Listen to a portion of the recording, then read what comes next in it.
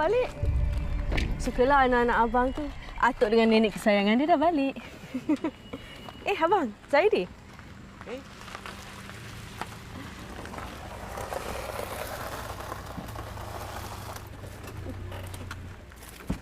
Hai Mia. Hai Zaidi. Hai Zaidi. Kau buat apa kat sini? Kau mengelak dah? Mengelak apanya? Aku pun penat lah, Adi. Baru sampai dari KL, dah suruh duty. Yang kau tu pula.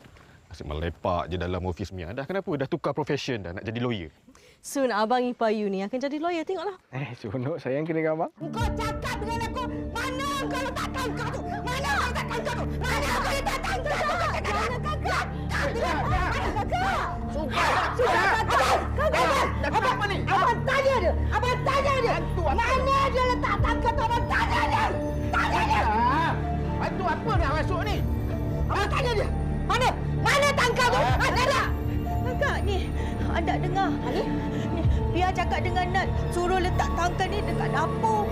Letak dekat bilik Kak Leha dengan bilik Ri. Tapi bila Nat dia pergi KL, anda ambil. Anda tak yakin dalam ni ada ayat Quran. Abang tengok. Abang tengok tangkal setan ni dia letak dalam rumah kita. Aku memang lagi sabar dengan kau ni.